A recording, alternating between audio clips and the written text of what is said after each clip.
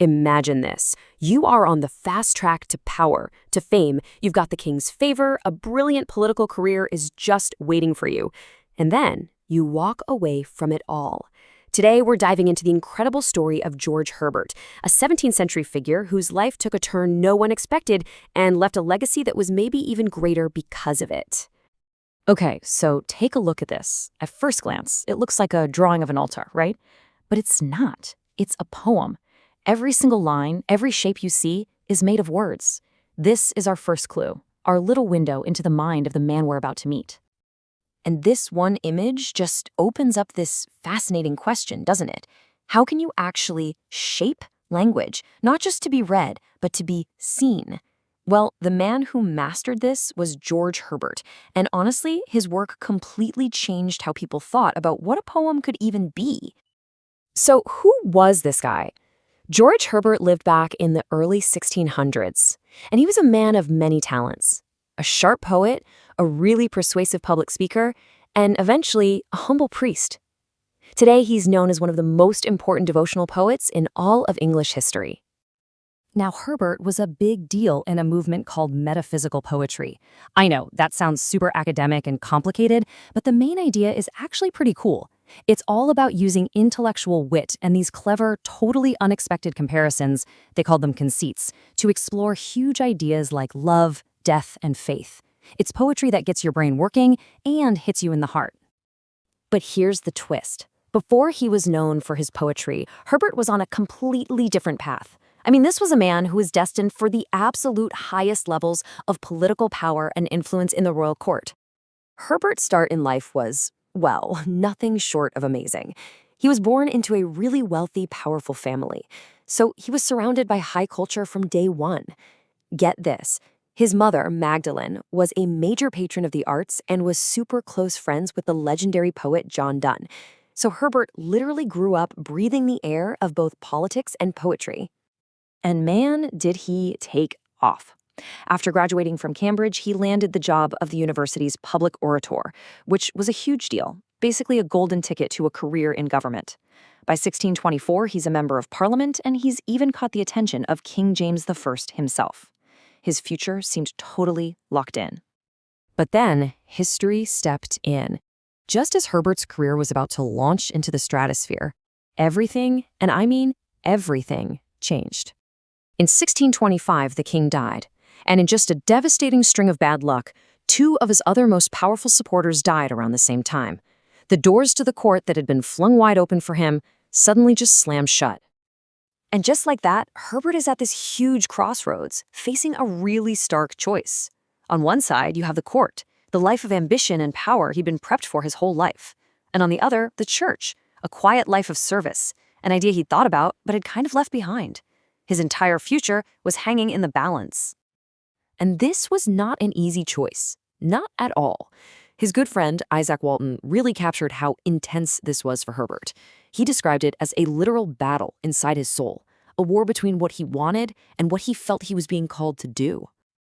So, what did he choose?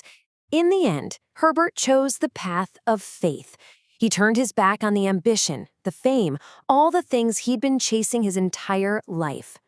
He was in his mid-30s when he was officially ordained as a priest, and that decision marked the final end of his political career and the start of a brand new and much, much quieter chapter of his life. He ended up as the rector of a tiny rural parish in a village called Bemerton, and he just poured his whole heart into it. He became known for his incredible dedication to his community, providing food and clothing to anyone who needed it. He even used his own money to rebuild the church. And this new life also had room for his love of music. He played the lute and would often travel to the nearby Salisbury Cathedral to play. And it's right here, in this quiet, seemingly small life, that Herbert's true genius was finally set free. Away from all the pressure of the court, in a little country parish, he created his masterpiece. During his last 3 years, Herbert gathered up a lifetime of his poems and polished them into one single book he called The Temple. He sent the manuscript to a friend with a note, saying to only publish it if it might help some dejected poor soul. He died in 1633, and his friend had the book published right away. So this brings us right back to that altar we saw at the beginning. Herbert's great innovation was what we now call pattern poetry or shape poetry. He just got that the shape of a poem on the page could be just as powerful as the words themselves. The form wasn't just for show, it was a core part of the poem's meaning. I mean, his creativity was just off the charts. The altar is literally built out of words about offering a broken heart as a sacrifice. His most famous poem, Easter Wings, was actually printed sideways in the book. The lines get skinny and short when he writes about suffering, and then they get long and wide when he writes about resurrection, so they look exactly like wings opening. He even played with anagrams. He wrote a poem called Mary, and if you rearrange those letters, you get army, which is just a brilliant way to talk about spiritual warfare. So what was the legacy of the guy who traded in worldly success for a quiet life of faith? Did his choice even matter in the long run? Oh yeah, it mattered a lot. Here's the truly tragic part. George Herbert died of consumption when he was just 39 years old. He'd only been a priest for 3 years. It was a remarkably short life, but the impact he made was immense. People around him immediately knew how special he was. A fellow poet, Henry Vaughan, didn't just call him a great writer. He called him a most glorious saint and seer. And that legacy has lasted for centuries. Today, he's honored as a saint in several churches. More than 90 of his poems have been set to beautiful music. His book on how to be a good pastor is still read today. And if you ever find yourself in Westminster Abbey or Salisbury Cathedral, you can look up and see him immortalized in stained glass. All of this kind of leaves us with one last big thought. Herbert had this clear path to power and fame laid out right in front of him, but he chose a life of service and art instead. He traded political clout for a spiritual and creative influence that's lasted 400 years. It really makes you wonder, doesn't it? What is the true measure of a successful life?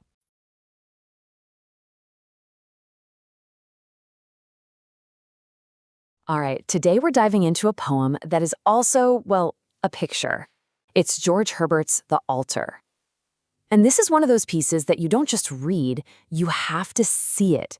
Its shape is the first clue to its powerful message about faith, about brokenness, and about what it really means to offer up your whole self. You know, you really can't separate the poem from the poet here.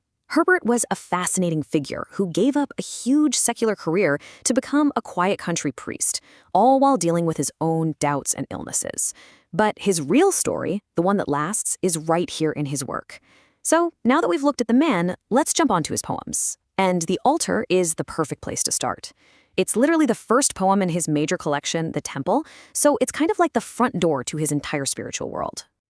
Okay, let's just take a look at this thing. Seriously, before you even read a single word, you get it, right?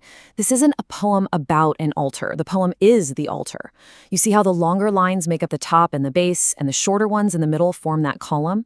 This is called a pattern poem, and it's Herbert's way of telling us right from the jump that we're not just reading, we're here to build something sacred.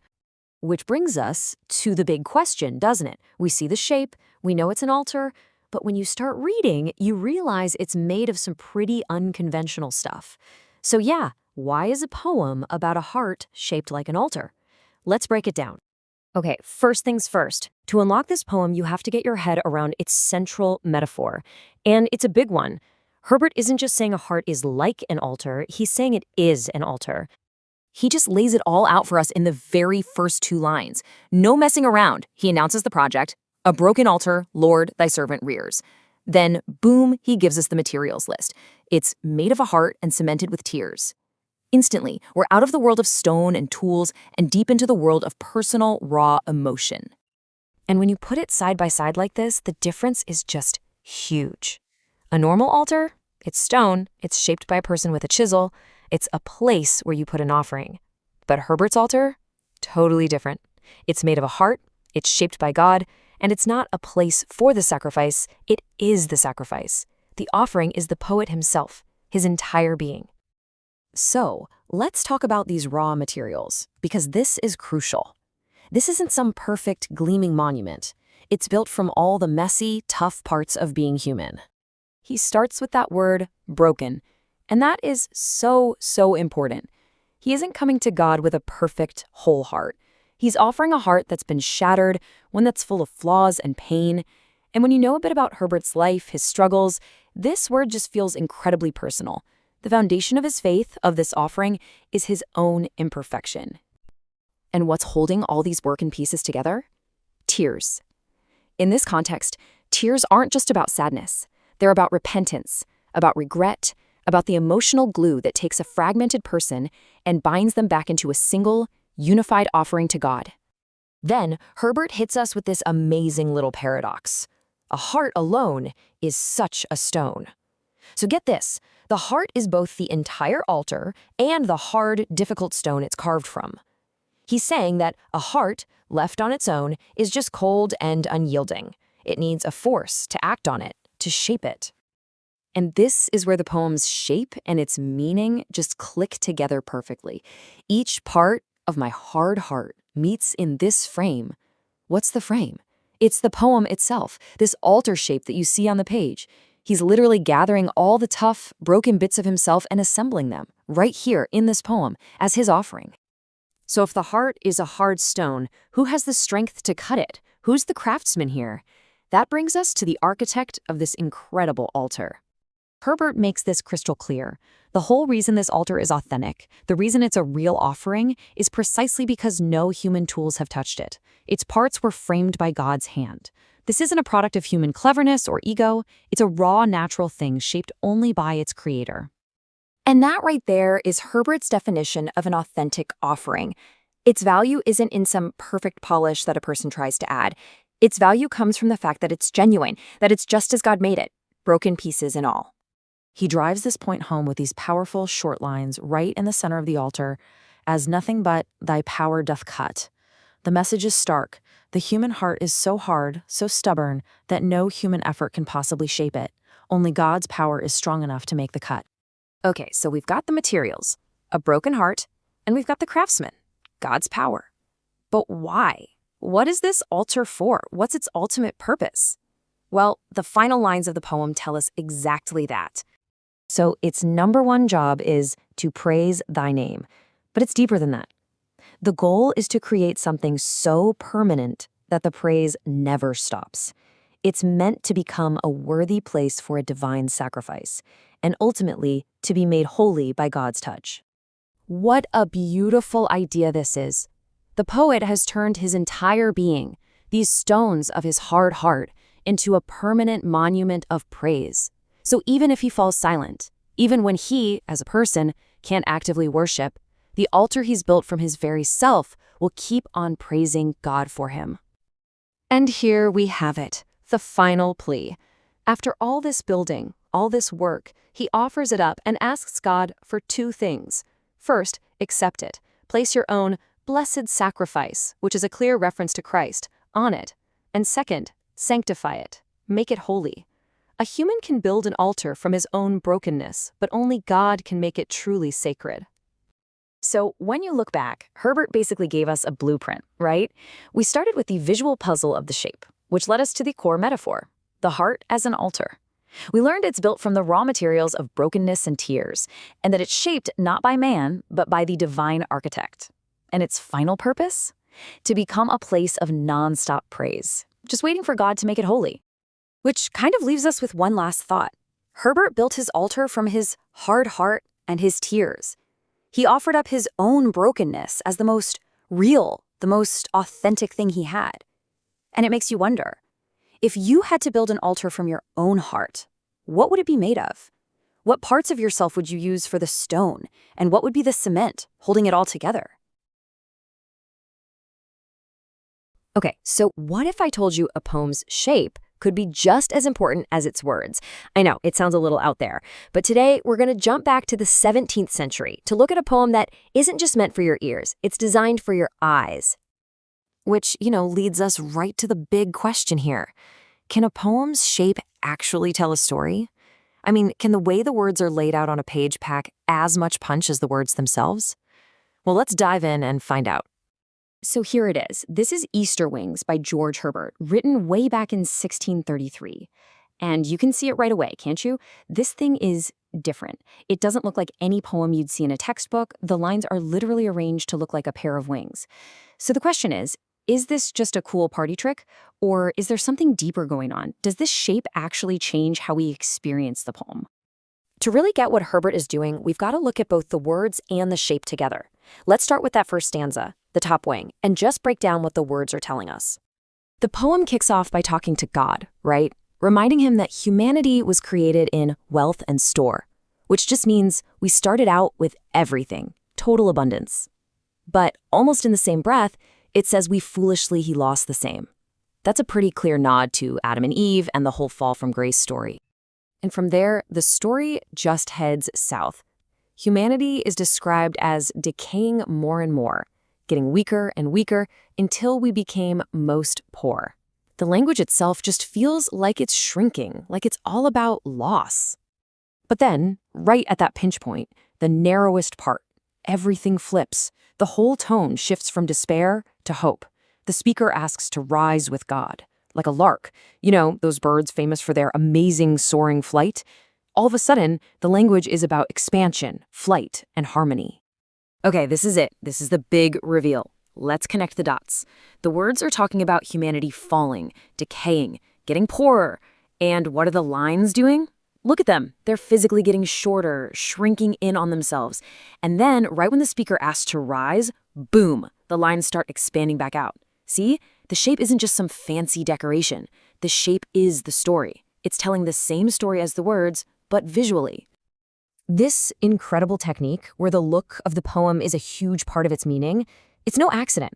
It's a totally deliberate artistic choice, and it actually has a name. It's called visual poetry. And the core idea is pretty simple, really. How the text is arranged on the page matters just as much as what the words say. You're supposed to see the meaning, not just read it off a page. Now, what's so brilliant about this poem is that Herbert doesn't just do this once and call it a day. Let's move on to the second wing, because he uses the exact same technique to hammer his message home, but this time he makes it personal. So the second stanza shifts from talking about man in general to my. This is a personal story now. The speaker is talking about his own life, starting in sorrow, being full of sicknesses and shame. It's a story about one person's suffering.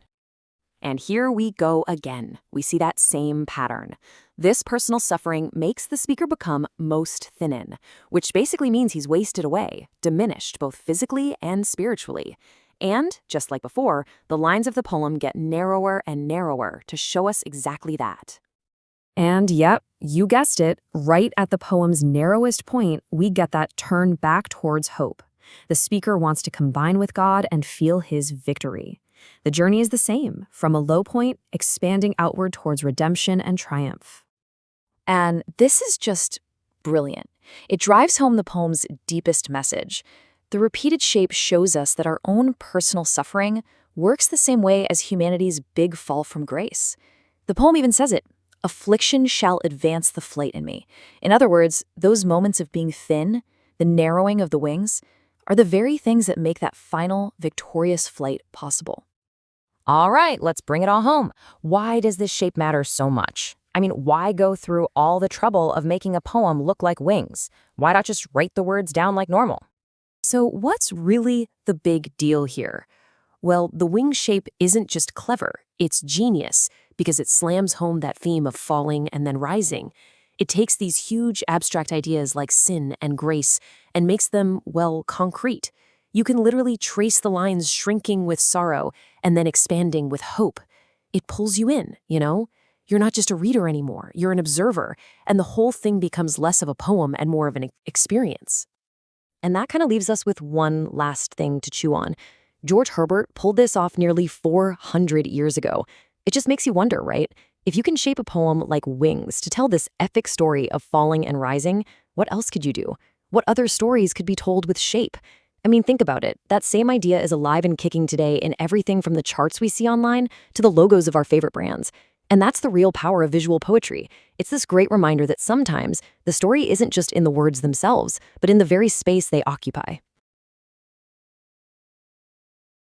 All right, let's get into one of the most intense poems from the 17th century, George Herbert's The Collar. It's an absolute powerhouse. In just 36 lines, it takes you on this raw, emotional roller coaster of a spiritual crisis that honestly feels like it could have been written yesterday.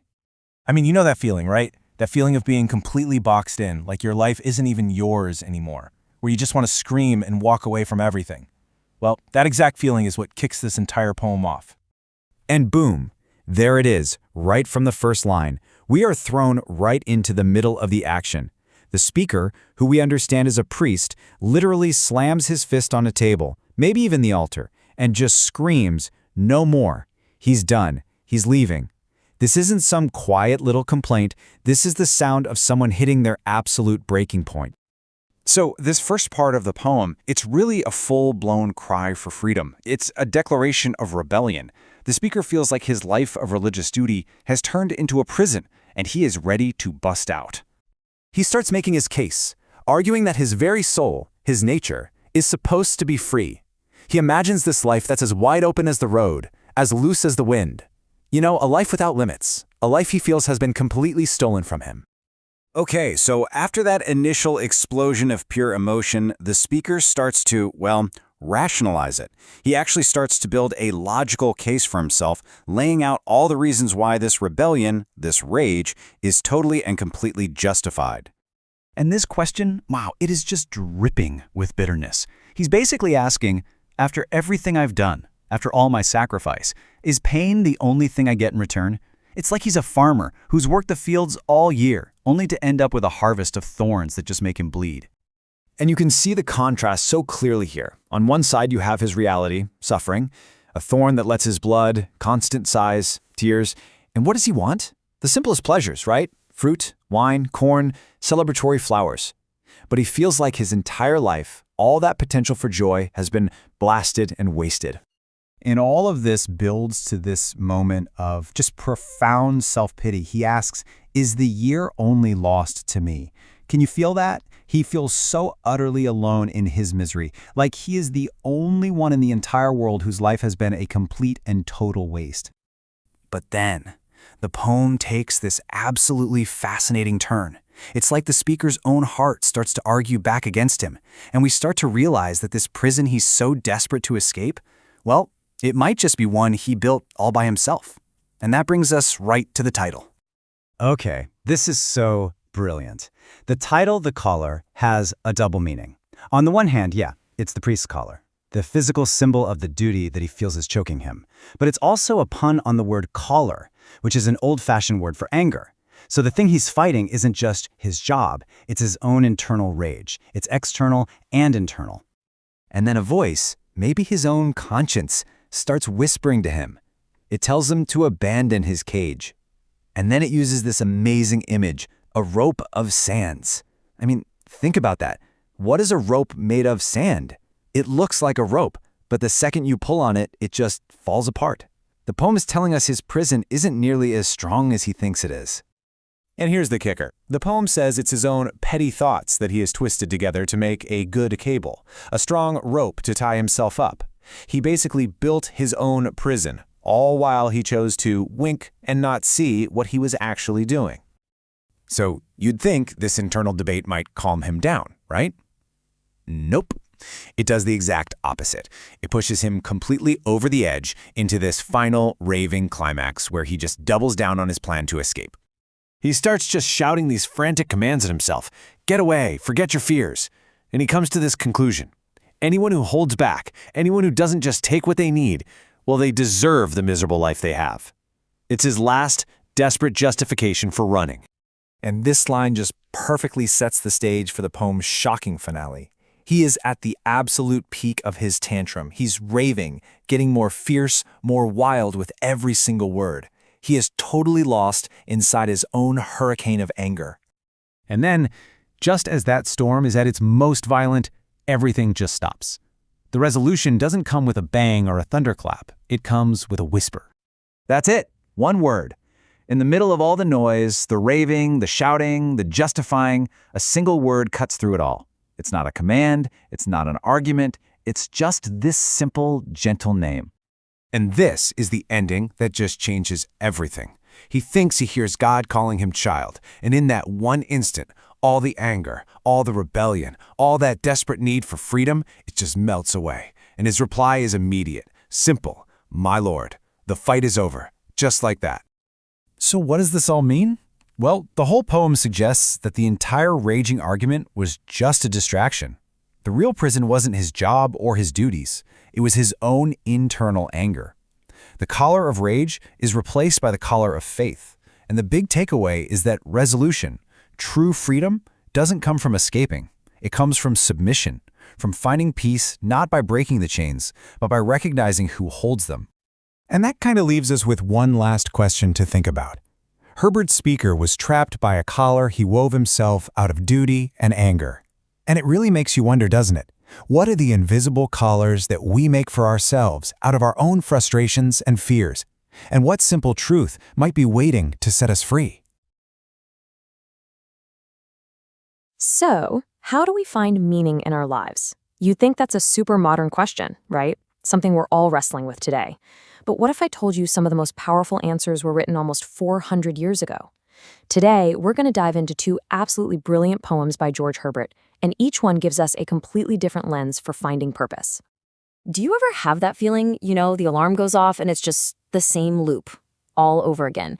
The same tasks, the same routine, that feeling of just being stuck in the daily grind.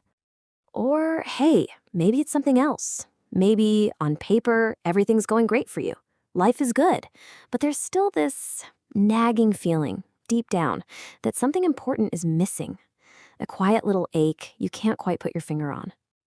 Well, if you've ever felt either of those things, you are in very good company. We're talking nearly 4 centuries ago, the poet and priest George Herbert was wrestling with these exact same feelings. He totally got the weight of the mundane, and he also understood that inner emptiness. And he explored all of it in his poetry. So, in this explainer, we're going to look at 2 of his most famous works, the Elixir and the Pulley. Each one offers a really different but equally powerful answer to that single, timeless question. How do we live a meaningful life? All right, so before you can find a solution, you have to diagnose the problem, right? And Herbert starts this whole process in 2 completely different places. He gives us 2 totally distinct diagnoses for what's ailing the human spirit. On one side, you have the Elixir, which basically argues that our core problem is just drudgery, the endless, boring, seemingly meaningless tasks of daily life. But on the other side, the Pulley says, nope, it's something deeper. Our problem is an innate, unshakable restlessness that's just baked into who we are. Okay, so let's tackle drudgery first. The Elixir is all about the work we do. The poem just acknowledges that, so much of life is just work. Mundane chores, repetitive labor. The problem isn't that we have to do these things, but that we see them as totally meaningless. Now, the Pulley presents a whole different problem. This isn't about what we do, it's about who we are. Herbert's point here is that even if we were rich, blessed with absolutely everything we could ever want, we are designed to also be weary, to feel this constant, nagging dissatisfaction. So, if those are the problems, drudgery on one hand and restlessness on the other, what are the solutions? Okay, let's move on and look at the 2 very different paths to the divine that Herbert lays out for us. In the Elixir, the solution is something called a tincture. Now, don't think of some magic potion here. A tincture, in this poem, is really just a change in perspective. It's a simple little mental phrase you add to any action you're doing it for thy sake, or for whatever higher purpose you believe in. It's an internal, totally conscious choice to reframe your intention. And here is the absolute perfect example, sweeping a room. I mean, it doesn't get much more mundane than that, does it? But if you do it with the intention of honoring a higher purpose, well, suddenly both the room and the act of sweeping become beautiful, meaningful, or as he says, fine. The action itself doesn't change one bit, but its value is completely transformed. The solution we find in the Pulley is the complete opposite. It has nothing to do with a choice you make in the moment. Instead, Herbert describes this grand, cosmic design, a plan that God put in place at the very moment of creation. So here's how that plan works. The poem imagines God with his glass full of blessings. He starts pouring out everything good: strength, beauty, wisdom, honor, pleasure, all of it. But right at the very end, he stops. He intentionally holds back the final jewel, rest. And why would he do that? So that our inevitable restlessness will act like a pulley, drawing us back to our source. So here's the crucial point. Our weariness isn't a bug. It's a feature. It's like a divine fail-safe. Herbert is suggesting that if just being grateful for all the good things in life isn't enough to lead us back to the divine, then our sheer exhaustion and dissatisfaction eventually will. This really brings us to the core difference between these two visions, doesn't it? We can really frame it as this dynamic between our own conscious action on one side and a kind of divine attraction on the other. The elixir is all about an internal action. It puts the power right in your hands. You choose to change your perspective on any given task. The Pulley, on the other hand, describes an external attraction. We are being gently but persistently pulled toward meaning by a force that's completely outside of ourselves. To really hammer home this power of personal action, the elixir uses the metaphor of the philosopher's stone. You know that legendary alchemical thing that was supposed to turn lead into gold? Herbert is saying that your intention, that simple phrase, "for thy sake," is that stone. It can turn the lead of drudgery into the gold of divine purpose.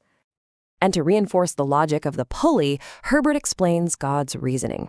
If humans were given perfect contentment, perfect rest, we'd fall in love with the gifts, right? The beauty, the wisdom, the pleasure, and we would completely forget about the giver.